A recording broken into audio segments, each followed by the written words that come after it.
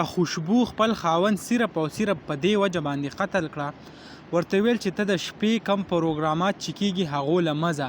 خو د خوشبو دا خبره نه منله او د کم خاوند چې دی هغه راولګېدو او د خپله ښځه یعنې خوشبو چې دا هغه یې مړه کړه.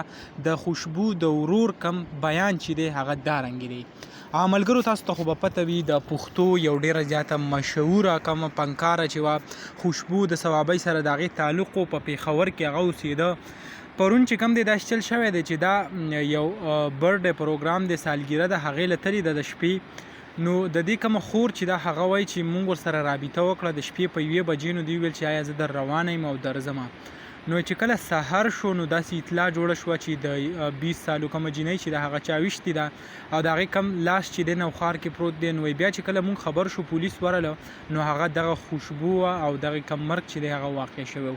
ورور چې کم دی یعنې د خوشبو کم ورور چې دی هغې FIR په د دې په خاوند چې دی هغه درج کړی دی. ویلي دي چې د دې خاوند به دې ته بار بار ویل چې ته دا قسمه قصې چې کم دي هغه پرېږده او په کور باندې کښېنه، او دې چې کم دی هغه دا نه منل. نو دغې وجې نه د دې کم مرګ چې دی هغه واقع شوی دی. پولیسو FIR درج کړی دی، تفتیش دپاره چاپي شروع کړي دي او مزید تفتیش دپاره چې کم دی هغه کم الکار چې دي هغه یې استولی دي. نو دغه لنډه شان ویډیو او دغه معلومات چې هم تاسو سره شریک کول انشاءالله بله ویډیو کې ملاویږو. الله حافظ.